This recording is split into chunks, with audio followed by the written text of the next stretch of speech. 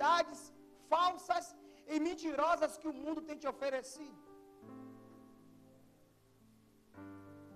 Como vai os seus planos diante de Deus? Como vai as suas orações perante ao Senhor? Será que você tem orado, pedido a Deus aquilo que você quer, ou aquilo que seja feita à vontade de Deus? É sobre isso que eu quero falar nessa noite. É sobre não se deixar levar pelos convites do mundo. É sobre não se deixar enganar pelas ciladas do diabo. Em pleno século XXI, nós estamos vivendo em uma época em que antecede a volta de Cristo. E eu sinto lhe dizer, igreja, que é a época que mais pessoas estão largando o Evangelho. É a época que mais as pessoas estão retornando para a lama.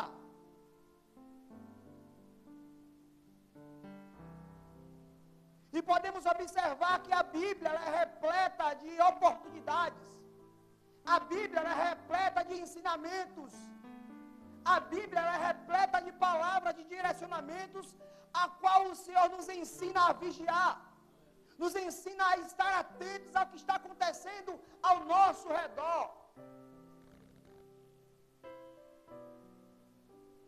O quão importante para você é a sua família. O quão importante para você são os seus filhos, a sua parentela. O quão importante para você são os seus sonhos, os seus projetos, os seus propósitos. E quando você tem colocado perante ao Senhor, o que é que você tem dito? Senhor, eu quero receber, ou seja feita a tua vontade. E na passagem que nós lemos aqui, nós podemos observar que a época em que Pedro escreveu essa palavra, meu diácono Gilival, foi uma época em que as pessoas, meu pastor, eram jogadas aos leões. Em uma época em que as pessoas eram crucificadas em praça pública. Em uma época que as pessoas serviam de escárnio para o enfeite, o deleite de pessoas que se alegravam com a morte dos cristãos, com a morte dos servos do Senhor. E chegou um determinado momento que aquelas pessoas começaram a questionar Pedro se realmente valia a pena morrer por Jesus. Se realmente valia a pena entregar a sua vida para que viesse servir de escárnio por amor de Cristo, que tinha morrido e se entregado na cruz do Calvário para dar a vida a mim e a você que está aí sentado. Mas isso está acontecendo no dia de hoje, irmão. As pessoas não estão só suportando mais sofrer. As pessoas não estão suportando mais serem apontadas, serem acusadas. Mas se eu dizer para você que na época de hoje ninguém quer morrer por Jesus. Se eu dizer para você que a geração que nós estamos vivendo é uma geração que ela preferia recuar, retroceder do que ir num coliseu e ser jogada aos leões. Uma geração que nega Jesus facilmente. Uma geração que se entrega aos deleites do mundo porque qualquer coisa, irmão. Mas a Bíblia é bem clara em dizer que nós temos que ser sóbrios. Nós temos que estar atentos ao que está acontecendo. Isso não é a palavra de exortação, é a palavra de direcionamento, uma palavra de renovo, uma palavra de reflexão.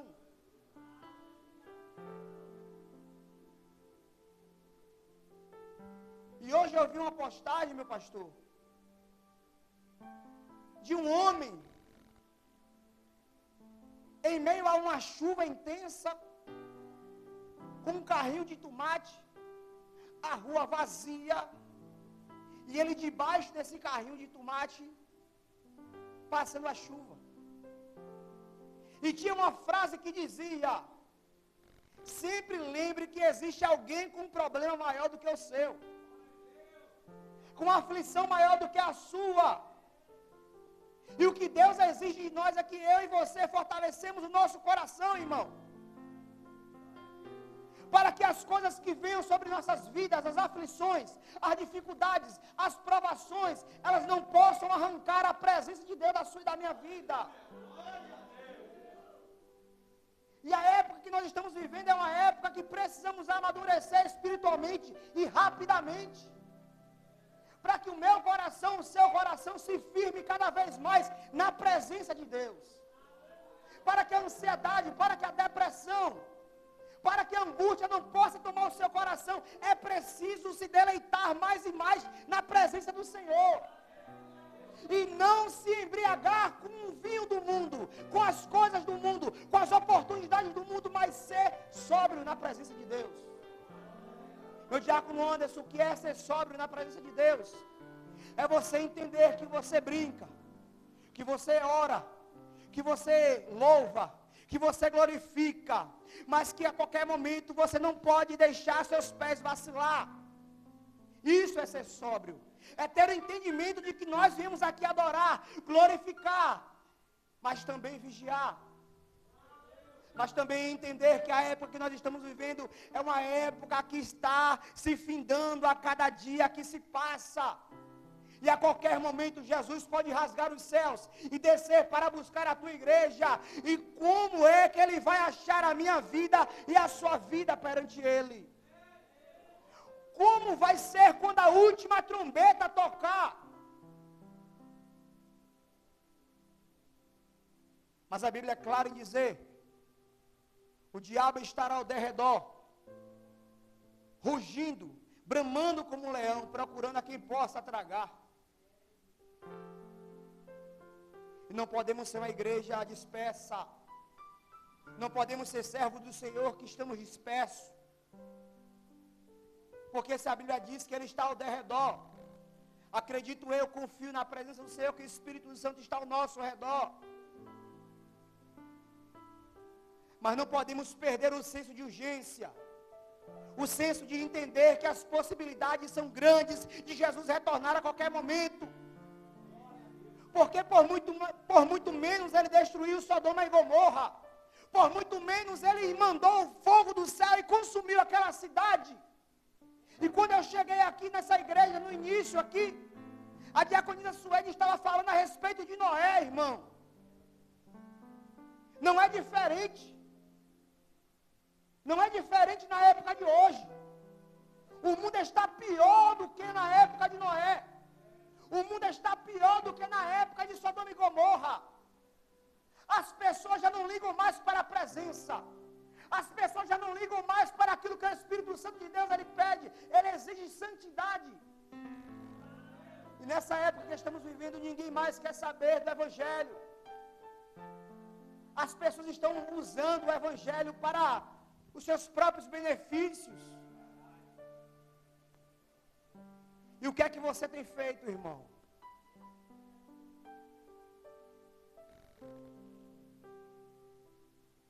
Em que etapa estão os seus sonhos?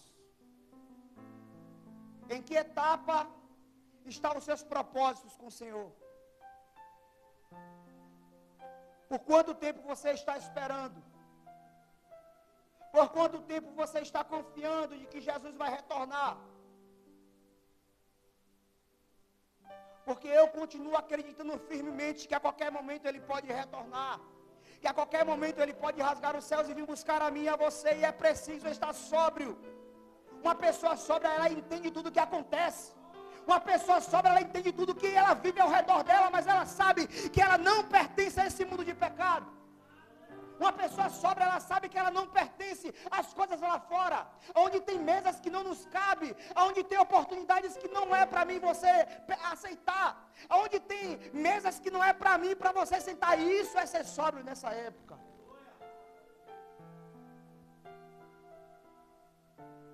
E a Bíblia diz: buscai o reino de Deus e a sua justiça, e as demais coisas serão acrescentadas.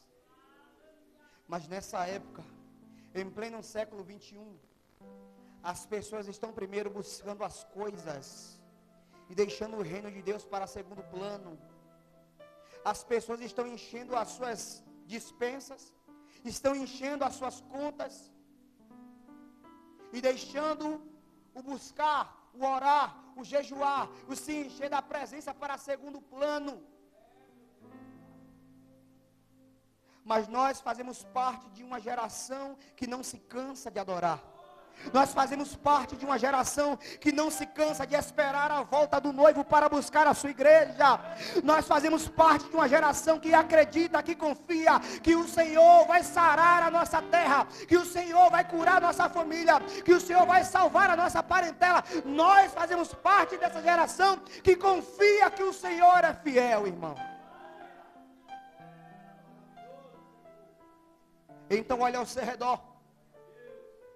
Olhe para a sua esquerda, olhe para a sua direita, olhe para a sua retaguarda e veja as armadilhas, veja os pratos, veja as ofertas.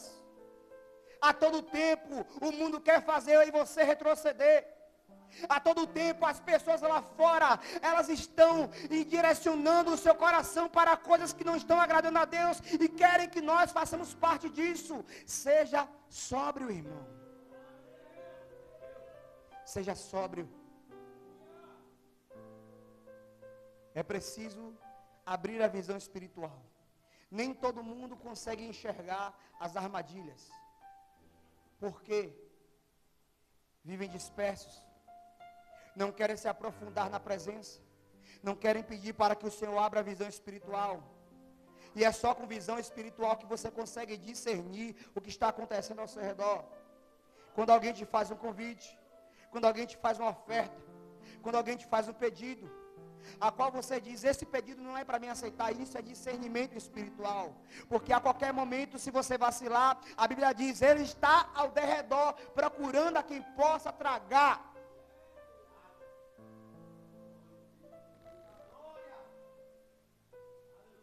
Mas nós servimos a um Deus poderoso, um Deus que não permite nossos pés vacilar, um Deus que não permite que caiamos em armadilhas, um Deus que não permite que eu e você seja turbado, seja tribulado, seja molestado pelo mundo lá fora, mas sim confiando sempre que Ele pode fazer o milagre, confiando sempre que Ele pode fazer acontecer aquilo que o nosso coração almeja, irmão. Mas é preciso que eu e você entenda que nós estamos vivendo os últimos momentos, nós estamos vivendo as últimas oportunidades, nós estamos vivendo as últimas horas, e a qualquer momento o Filho do Homem vai rasgar o céu e vai vir buscar você e a sua casa. E como você estará quando Ele fazer isso, irmão? Não perca o senso de urgência. Não deixe Satanás tirar de você aquilo que é mais precioso, que é o Espírito Santo. É bem verdade que vai existir tribulações, irmão. Vai existir dificuldades que você vai querer até desistir. Mas isso é o vinho do mundo tentando te embriagar. Seja sóbrio. Esteja acordado quando Jesus voltar. Esteja atento quando a trombeta soar.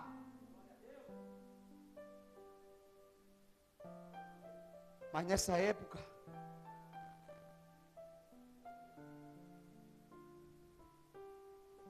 meu Deus, as 10 virgens, todas elas tinham a oportunidade de entrar para bodas com o noivo. Todas elas foram chamadas para entrar, mas nem todas suportaram esperar quando o noivo ia voltar. E aonde que nós colocamos isso? Qual o nosso posicionamento diante disso? A Bíblia diz que muitos são chamados, mas poucos são escolhidos.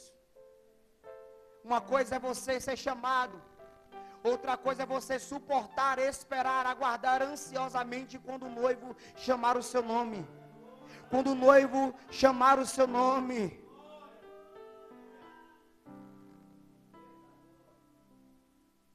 E essa palavra fala que o noivo, ele Da mesma forma que ele veio para as prudentes, ele também veio para as imprudentes.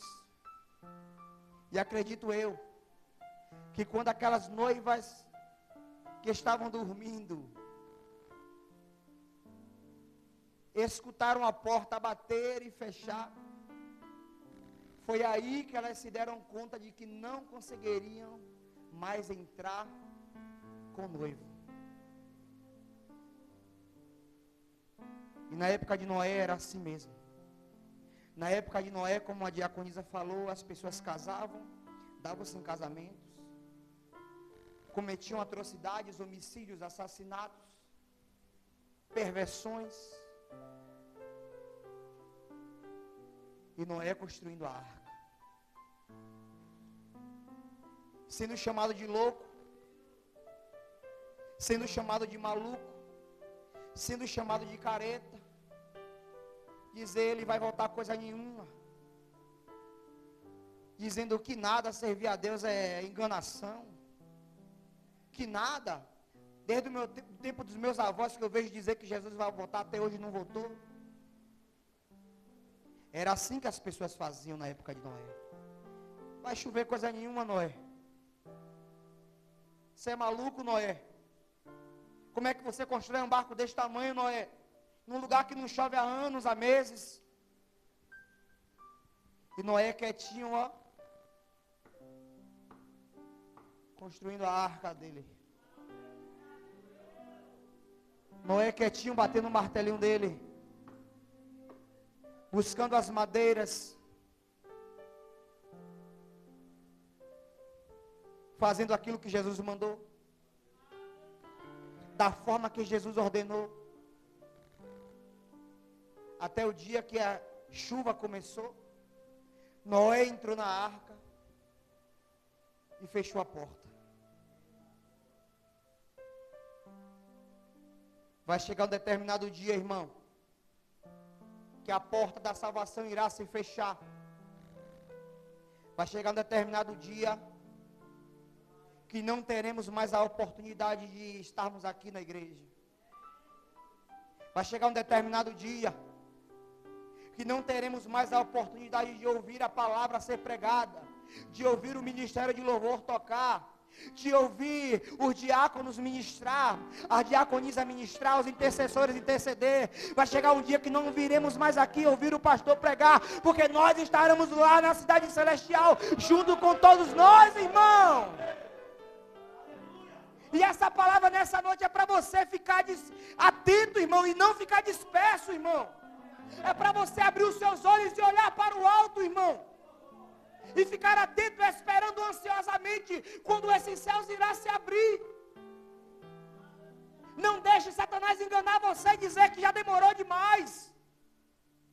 Não deixe o diabo contar mentira para você dizer, não acredite mais nele porque ele não vai vir. Isso é mentira de Satanás. Ele disse, as minhas palavras são fiéis e verdadeiras. Eu sou o alfa, eu sou o ômega. E aquele que há de vir virá e não tardará. E você que vai adorar o Senhor, cadê você? Glorifique aí, adore a Jesus aí. Porque nós estamos aqui, porque nós acreditamos que Ele vai cumprir a promessa.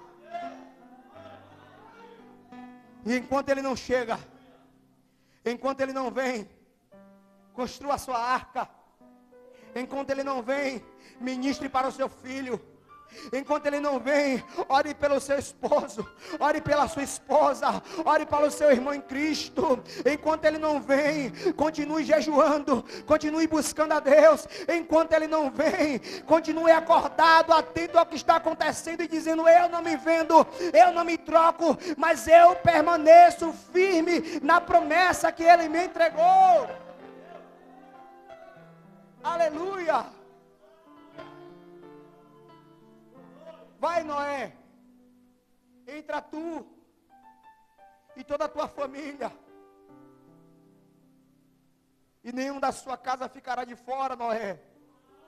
Cadê os Noé dessa geração? Cadê os Noé que acredita que o filho vai entrar na presença? Cadê o Noé que acredita que o filho vai entrar na presença, que a filha vai entrar na presença, que o esposo vai servir a Jesus, que a parentela vai servir a Jesus? Cadê você? Quando você entrar na arca, nenhum dos seus vai ficar de fora, irmão. Então continue construindo, continue batendo o seu martelo onde ninguém está vendo, continue fazendo, colocando o seu betume onde ninguém está vendo, porque na hora certa você vai ver o milagre. E hoje eu vi um vídeo, meu diácono Gelival. O cara em cima de um prédio, gravando uma obra, o diácono Fábio. E essa obra, ela estava cercada por um muro bem alto.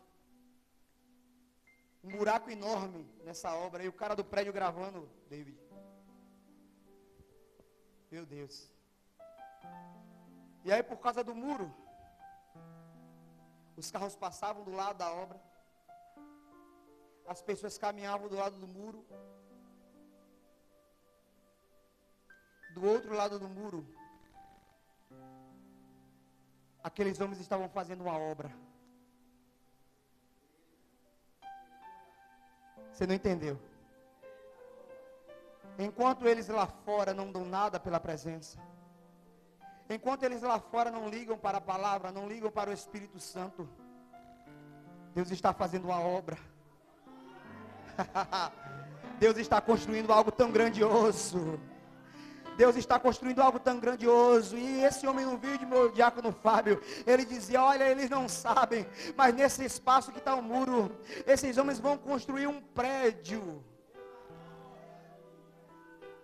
E eles caminhavam, carro passava, ônibus passava, trem passava. E aqueles homens estavam fazendo a estrutura dentro do muro. A mesma coisa Deus está fazendo na minha vida e na sua vida. Enquanto eles passeiam, enquanto eles não ligam, Jesus está firmando o primeiro alicerce. E quando Jesus fazer a boa obra completa na sua e na minha vida, quando eles forem ver, nós já estaremos lá em cima. Quando eles forem ver, nós estaremos lá já adorando a Jesus na cidade celestial, irmão. Não é assim, irmão, no prédio? Que só se dão conta do tamanho do prédio quando ele já está alto. É assim mesmo a salvação, irmão. As pessoas só se dão conta da salvação. Só se dão conta, meu diácono Fábio, que é real, que é verdadeiro, quando Jesus rasgar os céus. Mas deixa eu te falar.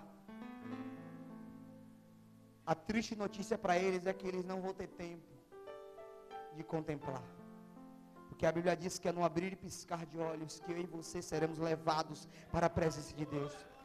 É no abrir e piscar de olhos que o Senhor vai levar você para as alturas, vai me levar para a altura, vai levar a minha casa, vai levar a sua casa, vai levar os seus filhos, vai levar a sua parentela, todos eles irão lá ceiar na cidade celestial. E é por essa promessa que nós estamos aqui, é por isso que nós adoramos ao Senhor aqui, é por isso que nós estamos aqui em comunhão, é por isso que nós estamos juntos, porque a presença de Deus é ela que nos mantém firmes, irmão.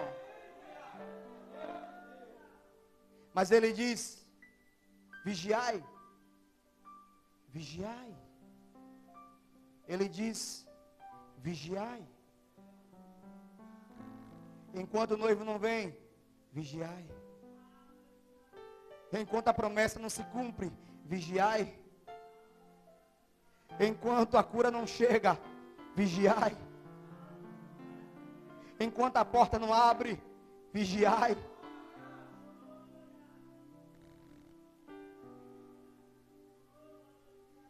E pensar, irmão,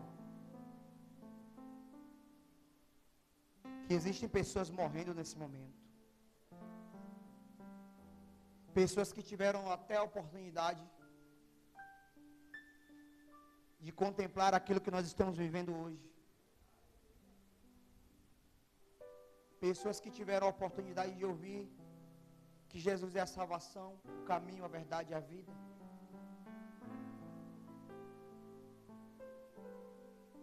Mas sabe o que eles querem lá fora? É ver a mim e a você dentro da lama.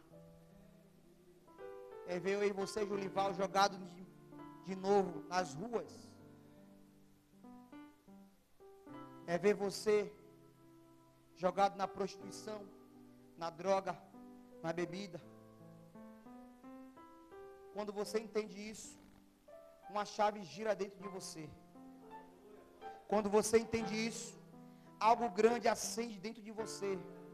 E você entende que você tem a oportunidade de ser chamado príncipe e princesa. E só volta a comer a comida dos porcos se você quiser. Se você suportar o processo, você vai viver o propósito. Se você suportar o processo, você vai viver o sobrenatural de Deus. No início pode até não sair como você quer. Mas deixa eu te falar, não é só no início, é a nossa vida toda, como servo de Deus. Não fazemos aquilo que nós queremos, mas aquilo que é a vontade dEle para nossas vidas. Quando você entende que a sua vida é guiada por Ele, irmão, quando você entende que a sua casa é direcionada por Ele, que as portas só se abrem se Ele quiser, se a cura só vem se Ele quiser, oh irmão, você passa a entender e jamais você deixa ser embriagado novamente.